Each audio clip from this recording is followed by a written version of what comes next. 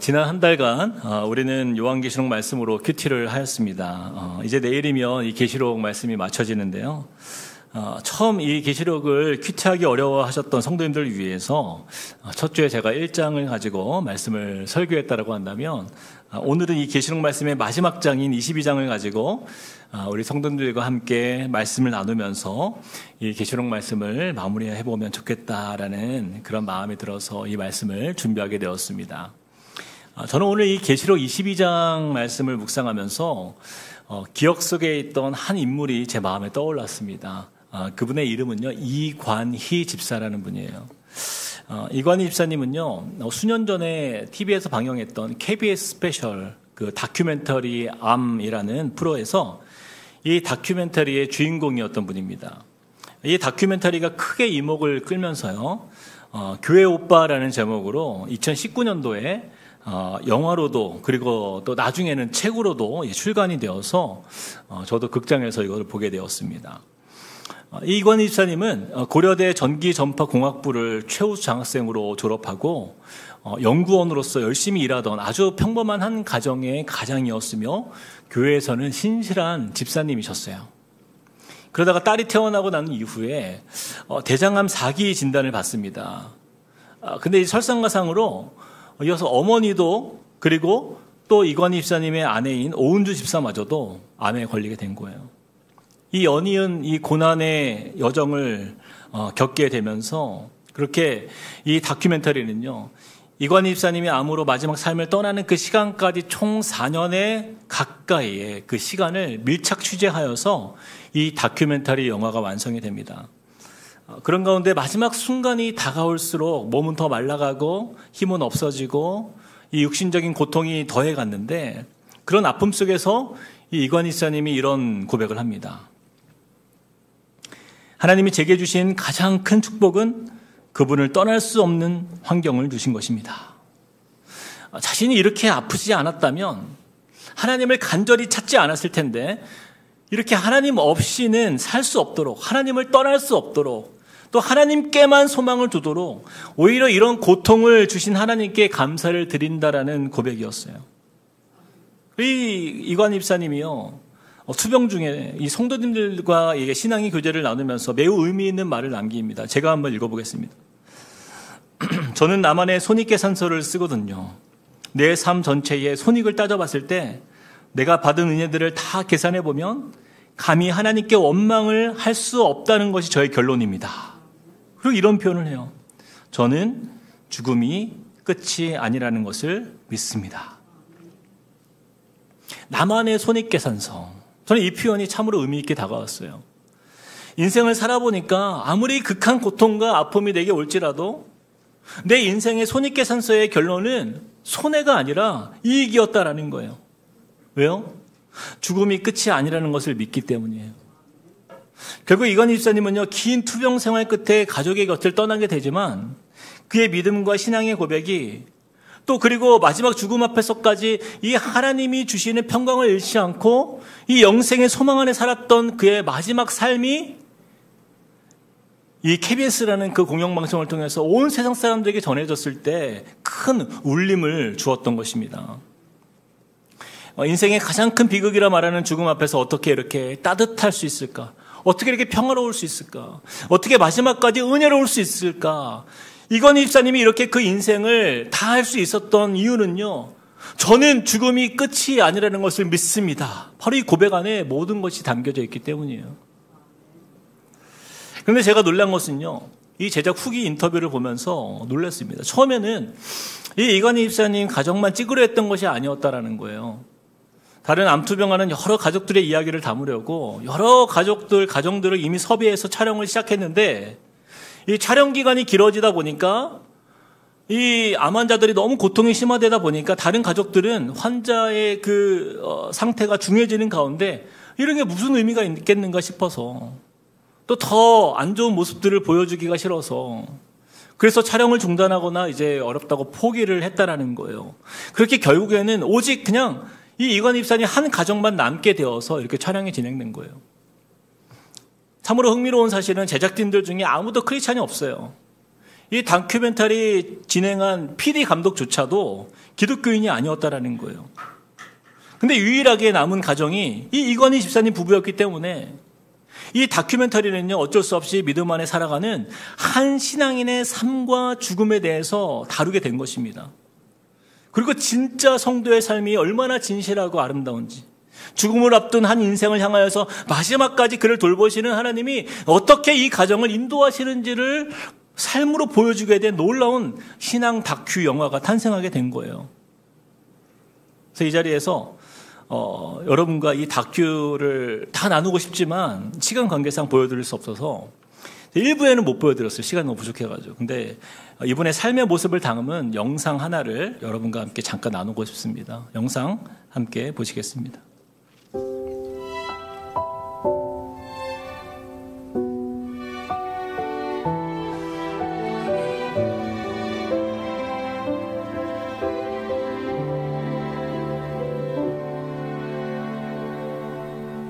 철저히 무너진 삶 속에서 하나님 나에게 역사하시고 믿음의 시선을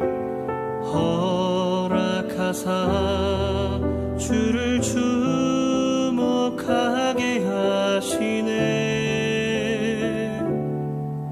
때로는 견디기 힘들 때도 하나님 언제나 함께 하시며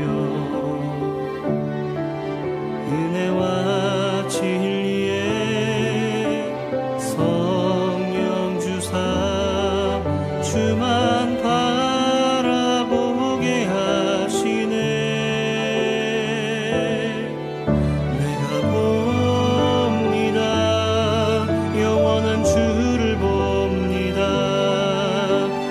귀로만 들었으나 이젠 봅니다. 내가 봅니다. 존귀한 주를 봅니다. 연약한 내 영혼이 이젠 주를 봅니다. 예수님이 지금 누워있다고 한다면 예수님은 이 시간들을 어떻게 보내셨을까? 때로는 견디기 힘들 때도 하나님 언제나 함께 하시며 은혜와 진리에 성령 주사 주만 바라보게 하시네. 내가 봅니다. 영원한 주를 봅니다. 귀로만 들었으나 이젠 봅니다. 내가 봅니다. 존귀한 주를 봅니다. 연약한 내 영혼이 이젠 주를 봅니다. 내가 봅니다. 영원한 주를 봅니다. 귀로만 들었으나 이젠 봅니다. 내가 봅니다. 존귀한 주를 봅니다. 연약한 내 영혼이 이젠 주를 봅니다.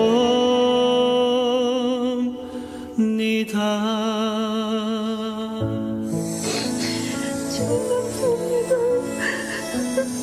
주님 감사합니다. 주님 감사합니다. 네, 짧은 영상이지만 이 다큐멘터리에 담겨 있는 내용들이 다 이 안에 이미 들어가 있습니다. 저는 세상적인 관점으로 보면 이건희 집사님의 인생은 자신도 또 아내도 모두 그냥 시한부 인생을 살았던 가장 슬픈 인생처럼, 또 가장 불운한 인생, 또 세상적으로 보면 가장 불행한 사람처럼 여겨졌을 거예요. 근데 이건희 집사님의 삶은요, 죽음이 끝이 아니다라는 것을 믿음 안에서 또 이 모든 세상의 가치관을 뒤집어 놓은 일을 이룬 거예요. 고통 중에 투병을 해도 오늘 하루를 더 소중히 여기며 더 사랑하고 더 감사하는 모습으로 나아갔고, 이 다큐를 보면은 매일 말씀을 보면서 매일 하나님 앞에서 예배하는 가운데 그의 이 짧은 인생이지만 가장 행복하고 감사로 가득한 참 신앙이나 아름다운 인생의 모습을 세상 가운데 보여주었던 것입니다. 우리에겐 육신의 죽음 너머에 이 하나님이 약속하신 영원한 생명이 보장되었기 때문에 그의 죽음을 앞두고도 감사할 수 있는 거예요. 끝까지 소망과 사랑을 고백할 수 있었던 것입니다. 저는 이 이관희 집사님을 이렇게 생각하면서 이 계시록 말씀이 한 가지 생각이 났어요. 요한계시록 14장 13절 말씀인데 이렇게 말씀합니다. 또 내가 들으니 하늘에서 음성이 나서 이르되 기록하라. 같이 한번 읽어볼까요? 시작. 지금 이후로 주 안에서 죽는 자들은 복이 있도다. 여러분, 어떻게 죽는 것이 복이 될 수 있습니까? 어떻게 죽음이 복이 될 수 있어요? 그것은 우리가 예수 안에 소망으로 사는 인생은 이 죽음이 끝이 아니기 때문이에요. 그 죽음을 통해 영원한 생명과 안식의 시작을 얻는 진정한 영생의 복이, 이 완전한 하나님의 임재를 누리는 이 최고의 은혜가 주어지기 때문입니다. 그래서 믿는 성도에게는요, 죽음조차 복이 된다라는 것을 우리에게 말씀하고 있는 거예요. 그러므로 가장 깊은 고난 속에서 가장 높은 그 하늘의 영광을 바라본 이 이건희 집사님처럼 살아가는 우리 모든 성도들의 인생이 바로 요한계시록을 가장 잘 이해한 성도의 모습이며 믿음의 본을 보이며 살아가는 인생인 것이에요. 여러분, 이 요한계시록 말씀 전체가 이것을 말하고 있습니다. 이 땅의 고난 중에 살아가지만 믿음으로 하늘 소망 안에 살아가는 우리 성도들에게 이 약속된 새하늘과 새 땅의 영광스러운 하나님의 나라의 완성이 우리에게 주어질 것을 믿고 확신하는 것, 바로 이것을 이 요한계시록은 우리에게 은혜로 선포하고 있는 거예요. 그래서 미국의 역사상 가장 위대한 신학자였고 1차 대각성 운동의 핵심 인물이었던 조나단 에드워즈 목사님은요, 이 요한계시록을 이렇게 정의합니다. 요한계시록은 이 땅의 눈물과 고통이 어떻게 영광으로 바뀌는지를 보여주는 하나님의 비전이다. 오늘 우리가 읽은 이 본문 말씀인 계시록 22장을 보면 이 계시록의 마지막 장이기도 하면서 동시에 우리가 얻게 될 가장 큰 상급의 결정체, 이 영원히 함께 거하게 될 하나님 나라의 모습을 우리에게 보여주고 있어요. 저는 예수님께서 천사를 통해서 사도 요한에게 보여주셨던 이 천국의 모습을 통해서 우리가 얻게 될 그 하나님 나라의 소망이 얼마나 충만한 것인지, 영광스러운 것인지를 잠깐 나눠보길 소망합니다. 자, 먼저 우리 함께 1, 2절을 같이 한번 읽어보겠습니다. 자, 그 하나님 나라는 어떤 것이라고 설명합니까? 같이 시작. 또 그가 수정같이 맑은 생명수의 강을 내게 보이니 하나님과 및 어린 양의 보좌로부터 나와서 길 가운데로 흐르더라. 강 좌우에 생명나무가 있어 12가지 열매를 맺되 달마다 그 열매를 맺고 그 나무 잎사귀들은 만국을 치료하기 위하여 있더라. 우리가 읽은 이 1, 2절 말씀을 보면요, 하나님 나라에서 보게 될 두 가지 중요한 것이 있다고 말씀하고 있어요. 첫 번째 1절에서는 뭐가 나와요? 보여주시겠습니다. 1절. 생명수의 강. 생명수의 강이 나와요. 2절에서는 어떤 단어가 나와요? 생명나무예요. 자, 이 두 단어의 공통점이 무엇입니까? 그렇죠. 생명이에요. 생명이에요. 새하늘과 새 땅을 예비하신 하나님 나라의 가장 중요한 핵심은요, 바로 생명입니다. 하나님 나라는 모든 것이 생명과 관련이 되어 있기 때문이에요. 먼저 이 생명수의 강의 의미는요, 원어로 보면 생명을 주는 강이라는 표현인데, 그 생명은 어디서부터 나왔다라고 말씀하고 있어요? 하나님과 및 어린 양의 보좌로부터 나왔다라고 말씀합니다. 다시 말하면 거룩한 하나님 나라의 생명의 근원이 바로 예수 그리스도라 말씀하고 있는 거예요. 요한복음 7장 37절에서 38절 말씀에 이렇게 말씀해요. 명절 끝날 곧 큰 날에 예수께서 서서 외쳐 이르되 누구든지 목마르거든 내게로 와서 마시라. 나를 믿는 자는 성경의 이름과 같이 시작. 그 배에서 생수의 강이 흘러나오리라. 예수님은 나를 믿는 자는 성경의 이름과 같이 그 배에서 생수의 강이 흘러나오리라 말씀하십니다. 우리가 천국에서 주님을 만나는 그날에 그 말로만 들었던 그 생수의 근원 되시는 바로 그 예수 그리스도의 영원한 풍성함을 맛보게 될 것이라는 거예요. 자, 이처럼 생명수의 강과 함께 등장한 나무가 어떤 나무였어요? 생명나무였잖아요. 이 생명나무는 우리가 창세기 2장에 보면 하나님께서 에덴 농산을 만드셨을 때 바로 그때부터 있었던 나무가 이 생명나무예요. 우리 함께 창세기 2장 9절을 읽어볼까요? 같이 시작. 여호와 하나님이 그 땅에서 보기에 아름답고 먹기에 좋은 나무가 나게 하시니 동산 가운데에는 생명나무와 선악을 알게 하는 나무도 있더라. 자, 그런데 하나님께서 금하신 나무의 열매는 무엇이었어요? 선악을 알게 하는 나무였어요. 그 나무의 열매를 먹지 말라. 네가 먹는 날에는 어떻게 해요? 반드시 죽으리라 말씀하셨잖아요. 이 아담과 하와가 이 말씀을 어겼어요. 불순종했어요. 이 선악과를 먹었을 때에 어떤 일이 일어납니까? 아담과 하와가요, 에덴 동산에서 쫓겨났을 뿐 아니라 하나님께서 경고하셨잖아요. 네가 먹는 날에는 반드시 죽으리라. 이 경고대로 그들에게 죽음이 인간에게 임하게 된 거예요. 다시 말해서 생명나무의 과실은 더 이상 먹을 수 없게 된 것이에요. 그리고 창세기 3장 24절 말씀 잘 보십시오. 같이 봅시다. 이같이 하나님이 그 사람을 쫓아내시고, 누구예요? 아담과 하와를 쫓아내시고 에덴 동산 동쪽의 그룹들과 두루 도는 불칼을 두어 같이 시작. 생명나무의 길을 지키게 하시니라. 죽음이 예고된 인간들에게는 그 저주의 대가로 누구도 이제는 에덴 동산에 있던 생명나무의 열매를 얻을 수 없게 된 것이에요. 그렇게 아담과 하와를 통해 이 땅에 죄가 들어온 이후로 생명나무는 우리에게서 차단되었고 잊혀진 바 된 것이에요. 그러나 예수 그리스도께서 우리를 위해 십자가를 지심으로 모든 인류의 죄의 대가를 다 치르시고 부활 승천하셔서 우리를 위하여 새하늘과 새 땅을 예비하신 그곳에서 바로 처음 창조하셨던 그 에덴 농산을 다시 회복하시는 것이에요. 이것이 알파와 오메가가 되시는 창세기부터 요한계시록까지 이어지는 우리 주님의 역사인 것입니다.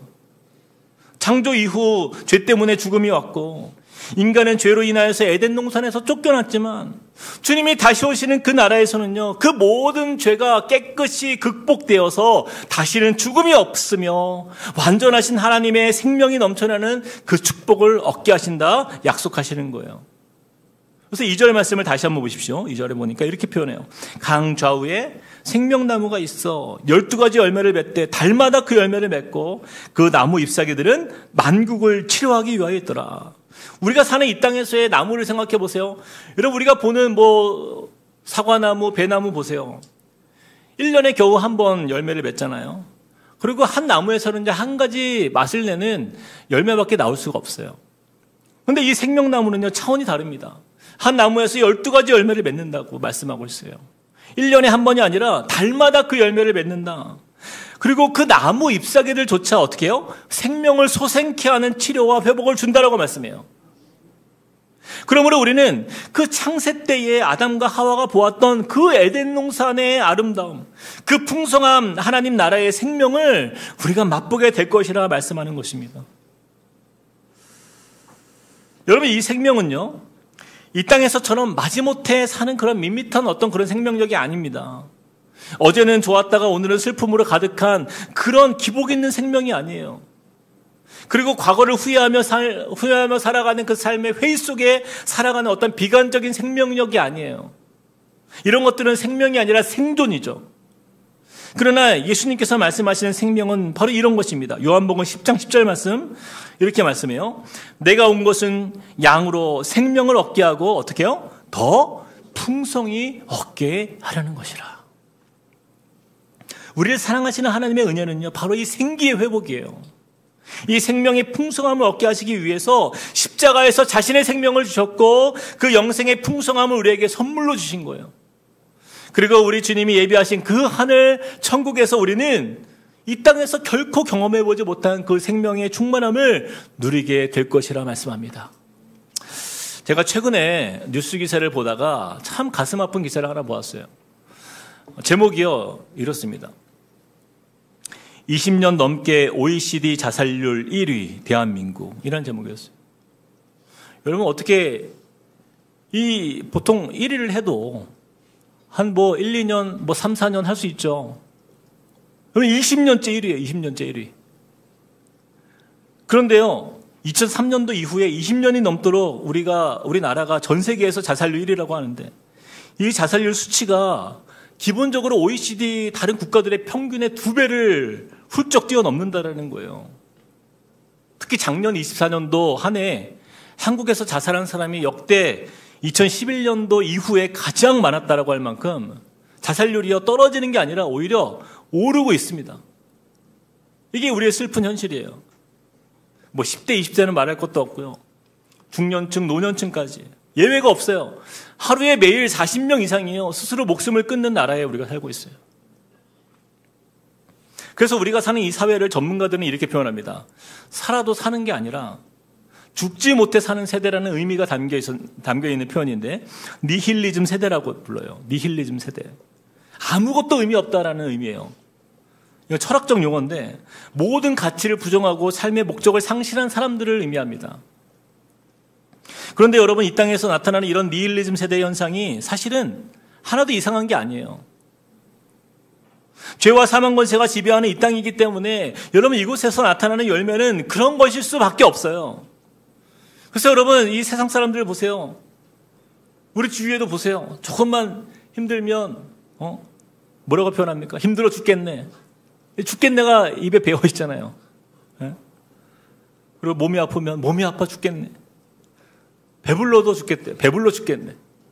심지어는 좋은 일이 있어도 죽겠대요. 좋아 죽겠네.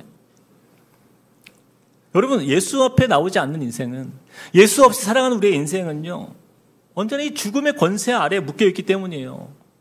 그리고 존재의 의미를 찾을 수 없고 그 결코 생명의 풍성함을 기대할 수 없는 인생이기 때문에 그래요. 자, 그런 예수님은 우리에게 이렇게 말씀합니다. 요한복음 6장 35절에 이렇게 말씀했어요.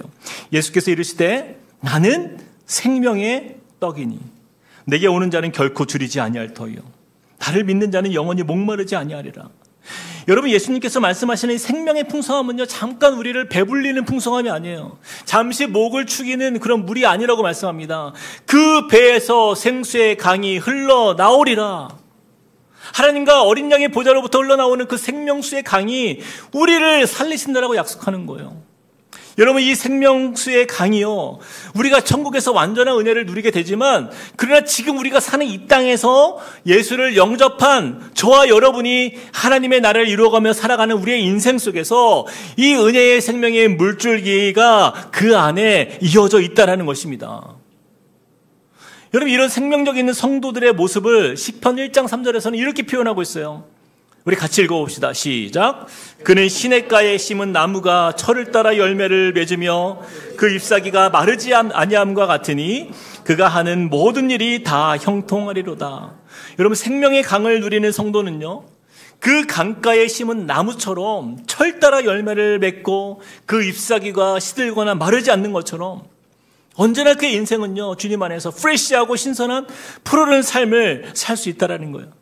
다시 말하면 이 땅에서 시냇가에 심은 나무처럼 사는 인생은 어떤 나무의 인생인 거예요? 생명나무처럼 사는 인생이다라는 것입니다. 사랑하는 성도 여러분, 이 생명의 떡이 되시며 또 생명의 강의 근원 되시는 예수를 믿고 섬기는 저와 여러분이 되었다라고 한다면 우리가 바로 이 땅에서 생명나무의 삶을 누리며 살아야 한다는 사실을 기억하시기를 소망합니다. 여러분, 이 땅에 이 니힐리즘 세대로 허무함과 삶의 목적과 가치가 상실된 사람들, 그래서 우울증과 공황장애가 지배하는 이 시대의 사람들에게 우리 안에 살아계신 예수 그리스도의 생명의 풍성함의 은혜가 저와 여러분을 통하여 그 열매로 나타나도록 쓰임받는 인생이 되시길 주님의 이름으로 축복합니다.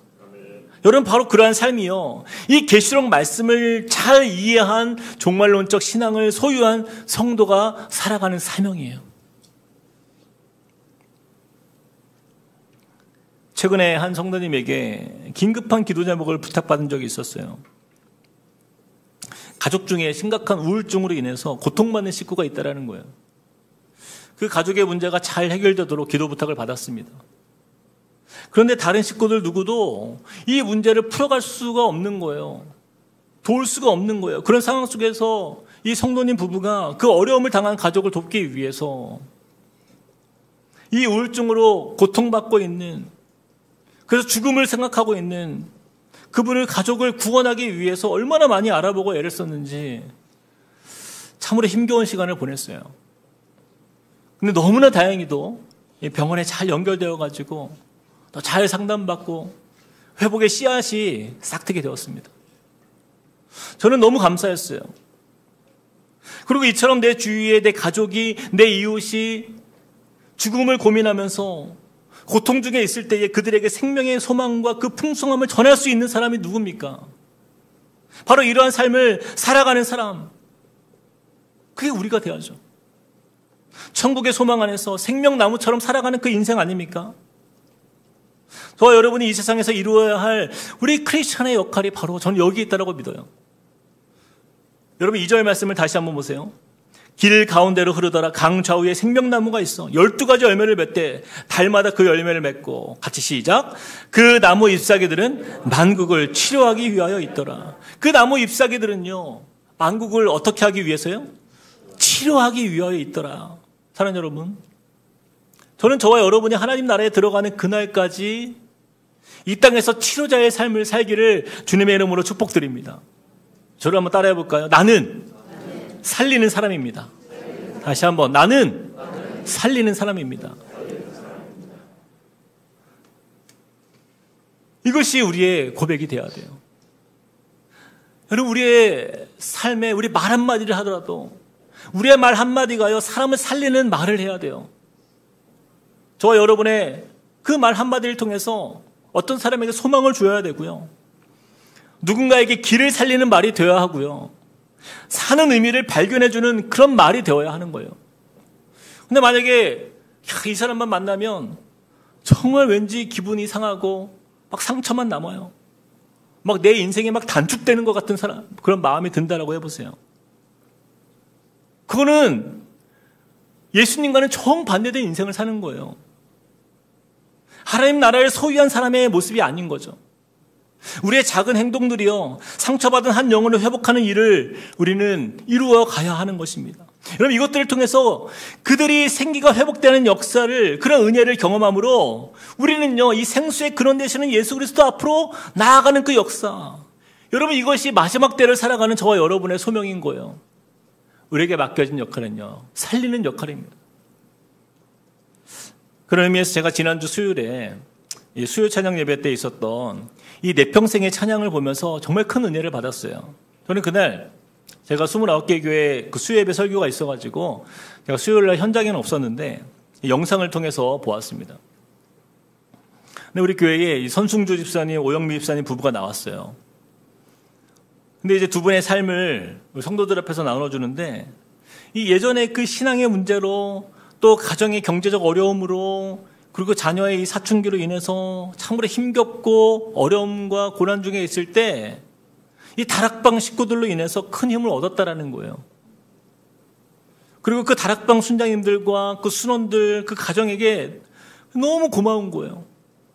이 힘든 시간들을 이분들이 함께 해줌으로 인해서 내가 극복할 수 있었다라는 거예요. 그때 이제 너무 고마워서 이 내평찬을 하면서 다락방 식구들의 이름을 하나하나 불러주더라고요. 순장님들, 순원들 이름을 일일이 열거하면서 너무 그 고마움과 또 감사한 그 마음을 담아서 나누는 모습을 제가 보았는데 제 마음에 너무 큰 감사가 넘치는 거예요. 그때 제 마음에 주신 하나님의 마음은요, 바로 이런 모습이 생명력 있는 공동체의 모습이구나. 이러한 삶을 살아가는 것이 바로 우리지. 그런 마음이 드는 거예요. 여러분, 생명나무가 단지 천국에서만 존재하는 것이 아니에요. 예수 안에서 거하는 우리의 삶이 그 생명나무가 되어서 만국을 치료하는 존재로 우리를 이 땅에 보내셨어요. 연약한 가정을 치료하며 한 가정의 아픔을 보듬어주고 상처받은 영혼을 치유하는 그런 은혜의 삶이 되는 것. 그래서 상처받은 한 가정이 다시 살아나는 기쁨을 보는 공동체가 바로 요한계시록을 통해서 하나님 나라를 꿈꾸는 믿음의 삶인 줄 믿으시길 축복합니다. 여러분, 계시록 거의 마지막 부분을 보시면 이렇게 말씀해요. 22장 17절 말씀 우리 같이 읽어봅시다. 시작. 성령과 신부가 말씀하시기를 오라 하시는도다. 듣는 자도 오라 할 것이요, 목마른 자도 올 것이요, 또 원하는 자는 값없이 생명수를 받으라 하시더라. 여러분, 예수님은요, 계시록이 끝나가는 마지막 부분까지 무엇을 받으라 말씀하고 있어요? 생명수를 받으라. 생명수를 받으라. 오라. 듣는 자도 오라. 목마른 자도 와라. 그리고 원하는 자도 오라. 이렇게 말씀하면서 생명수를 받으라. 이 말씀을 하고 있는 거예요. 이 생명수를 받도록 손을 내밀고 있는 거예요. 왜요? 바로 예수님이 이 땅에 오신 목적이 바로 여기에 있기 때문이에요. 이 생명의 풍성함을 전하기 위해서 우리에게 오셨기 때문이에요. 그리고 그 생명의 열매를 통해서 한 영혼이라도 예수님께 나와 그 복을 얻기를 원하시는 것이에요. 이처럼 요한계시록은 생명으로 가득한 책입니다. 생명수의 샘, 생명수의 강, 생명나무, 그리고 생명책으로 이어지는 생명을 주시는 말씀이에요. 그래서 예수님은 가장 지쳐있고 소망이 없는 현실에 처했던 그 사도 요한에게 이 계시록 말씀을 보여주신 것이에요. 여러분, 사도 요한을 생각해 보세요. 그는요, 이미 동료들은 다 이미 죽었어요. 로마의 핍박과 박해는 초대교회 성도들을 정말 피눈물과 고난과 박해와 시련 속에서 그들은요, 모두가 죽음의 그림자 속에 두려워하고 있었습니다. 그런 가운데 이 사도 요한은요, 해줄 수 있는 게 아무것도 없는 거예요. 나이가 많아서 늙고 힘없는 상태로. 가장 척박한 그 밤모섬에 유배된 채 가장 쓸쓸한 죽음을 기다리는 처지가 이 사도 요한의 모습 아닙니까? 그런 사도 요한에게 보여주신 넘치는 이 생명수의 강과 생명나무의 은혜는요, 이 땅의 고난과 상처 속에 살아가는 모든 성도들에게 가장 필요한 치유와 회복의 소망이었어요. 그리고 죽음을 두려워하는 성도들에게는 벅찬 위로였고 큰 감격과 은혜의 소식이 되었던 것입니다. 그래서 사도 요한은요, 박해 속에 쓰러질 위기에 놓였던 이 교인들에게 끝까지 그 믿음을 지키면 우리도 그 생명나무의 열매를 얻을 수 있다. 그 생명나무의 열매를 누린다 약속을 전하고 싶었을 것이에요. 그렇게 사도 요한은 광야와 같은 고난의 섬에서도 소망으로 충만할 수 있었고 하늘의 그 영광을 기록할 수 있었던 것입니다. 자, 이제 마지막 부분을 함께 보겠습니다. 우리 같이 20절 우리 읽어볼까요? 같이 시작. 이것들을 증언하신 이가 이르시되 내가 진실로 속히 오리라 하시거늘 아멘. 주 예수여 오시옵소서. 많은 성도님들이 이 부분을 오해하고 있어요. 요한계시록 20절 말씀에 아멘. 주 예수여 오시옵소서. 이 의미는요, 주님 빨리 오십시오. 주님 속히 오십시오. 여러분, 그 의미가 아니에요. 20절 앞부분에 보면 예수께서 말씀하십니다. 내가 진실로 속히 오리라. 예수님이 말씀하세요. 내가 반드시 올 것이다 말씀하실 때 그때 우리의 반응은 어떻게 해야 된다고요? 아멘! 아멘으로 받아파는 거예요. 아멘! 주 예수여, 말씀대로 오십시오. 오십시오. 환영하는 거예요. 주님의 오심을 환영하는 삶을 준비하며 살아가는 거예요. 여러분, 우리가 주님 속히 와달라고 해서 주님이 속히 오시고 주님 천천히 오십시오 해서 주님이 천천히 오십니까? 그때는 주님께 달려있는 거잖아요. 우리 주님이 언제 오시는지 상관없이 주님, 내가 주님의 다시 오심을 불편해하고 거부하고 부정하며 두려워하는 인생이 아니라 언제든지 주님이 오실 것을 아멘으로 화답하는 인생을 살아가라는 의미예요. 주님의 때에, 주님의 날에 우리에게 오실 날을 기대하며 내가 준비하고 기다리겠습니다. 어떤 인생으로? 생명나무의 인생으로 살면서.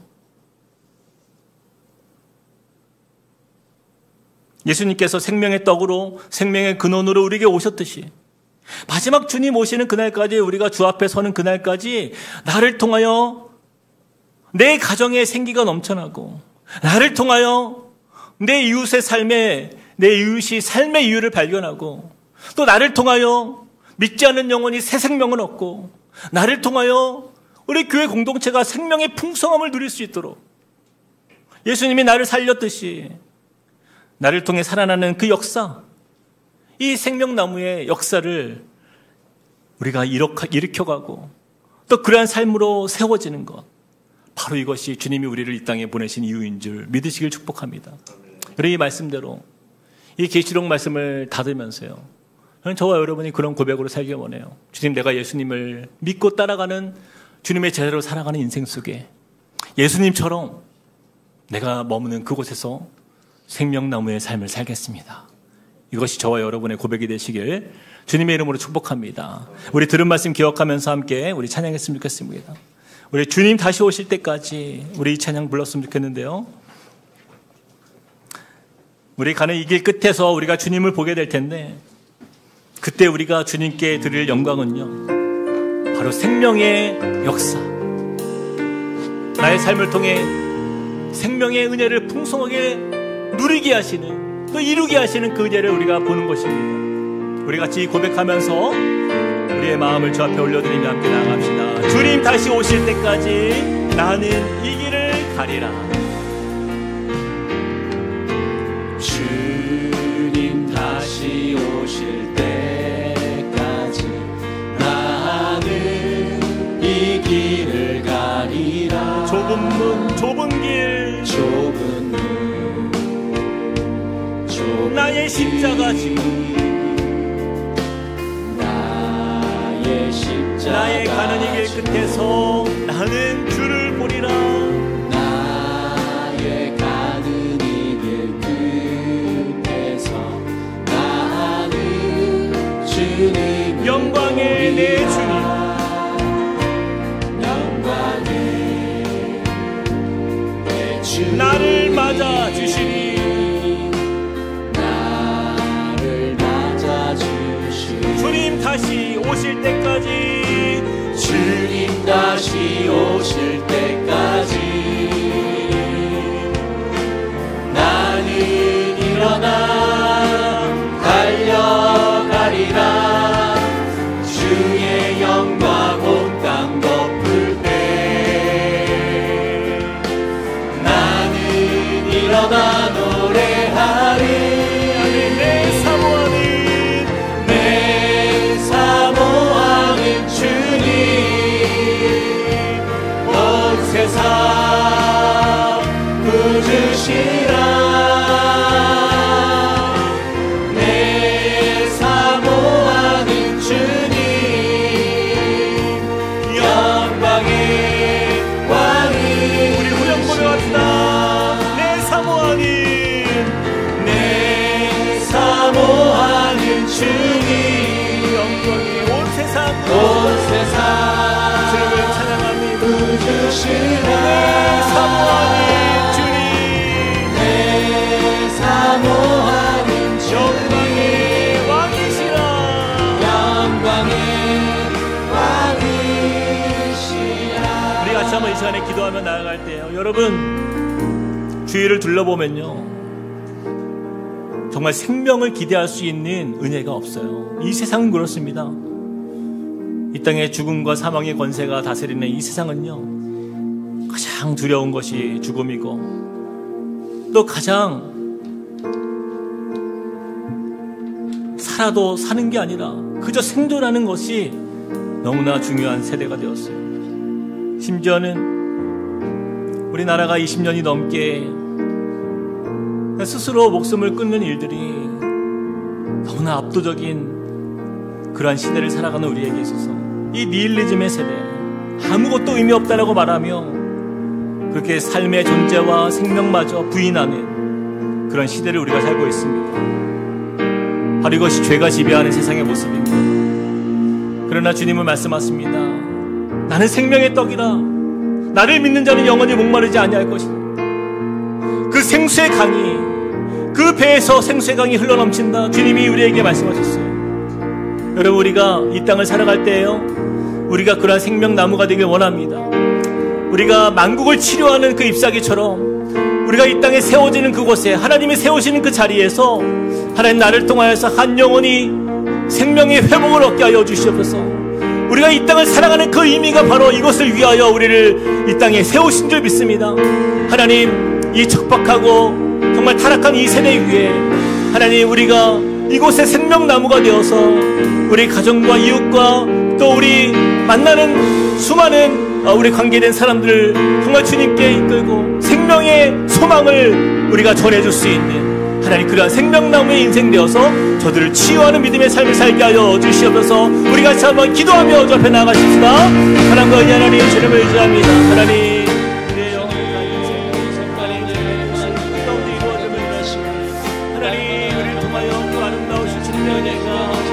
넘쳐나게 소망합니다.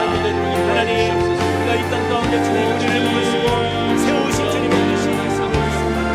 하나님 내가 나아가는 것이 아니라 내가 이루는 것이 아니라 하나님 주님이 우리를 보내서 우리를 세워가시고 하나님 우리가 시대까지 살아가고 하나님 사명령에 이를 이루어가는 주님의 백성 되게 하여 주시옵소서. 하나님 주님이 오셔서 우리로 하여금 그 생명을 얻게 하시는 것이라 말씀입니다. 우리가 그 생명을 전하는 자리에 서게 하여 주시옵소서. 사람을 살리는 자리에 서게 하여 주시옵소서. 한 가정을 일으키는 자리에 서게 하여 주시옵소서. 우리의 말과 우리의 행실 하나님 그렇게 주님의 마음을 닮아 하나님 정말 이 가정을 세워가는 역사 이루게 하여 주시옵소서.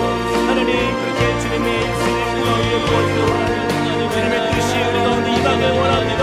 하나님 그 역사의 자리 그 순종의 자리에 그 소망의 자리에 서게 하여 주시옵소서. 하나님 주님의 사랑으로 우리를 이루어가게 하여 주시옵소서. 우리의 삶 속에 놀랍게 임하게 하여 주시옵소서. 주님 역사하여 주시옵소서. 우리 한 번 더 우리 가정을 위해서 한번 기도합시다. 여러분 우리 가정 안에요 우울증과 공황장애와 삶을 비관하며 낙심 가운데 그렇게 주저앉아 있는 그런 가정의 식구들이 있습니까?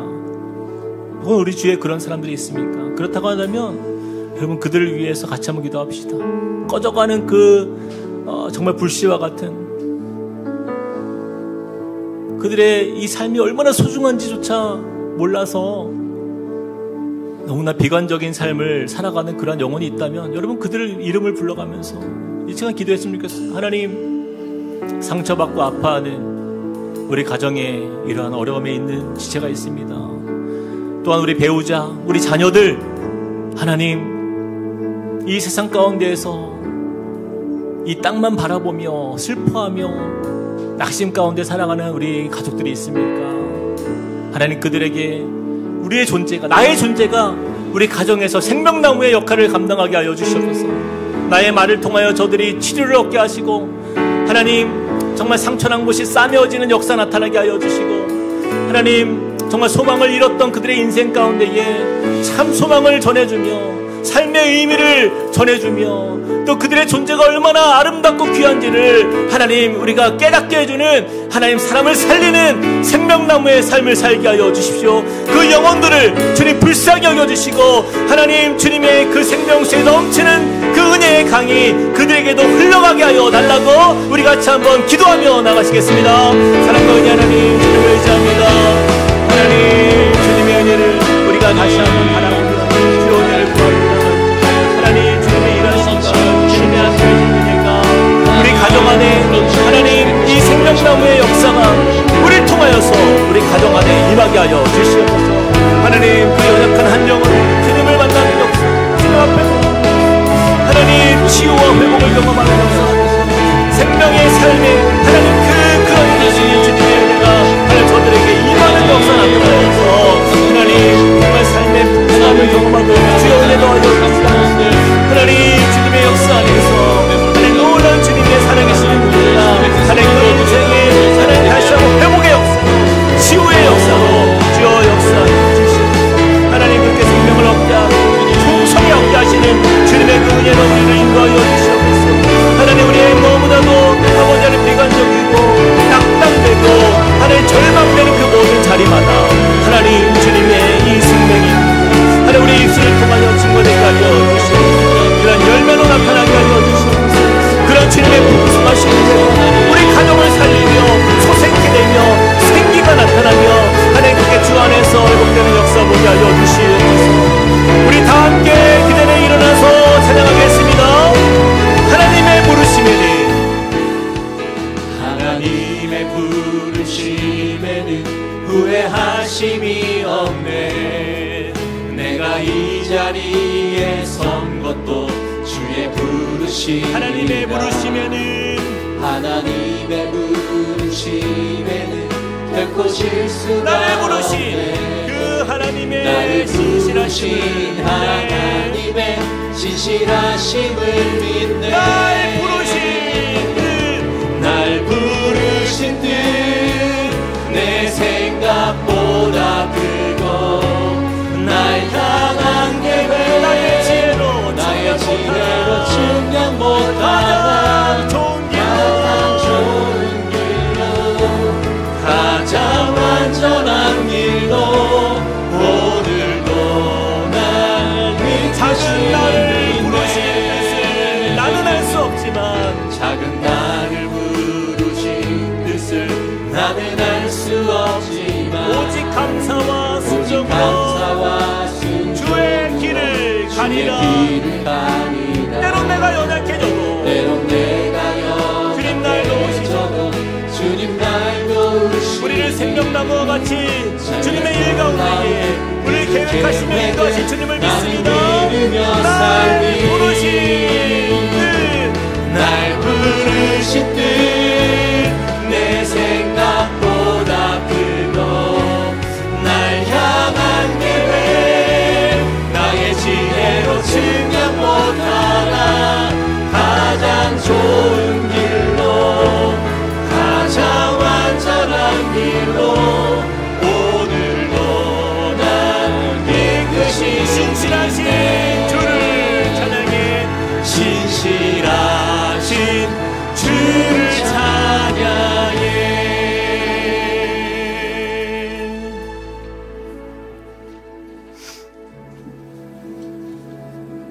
또 그가 수정같이 맑은 생명수의 강을 내게 보이니 하나님과 민 어린 양의 보좌로부터 나와서 길 가운데로 흐르더라.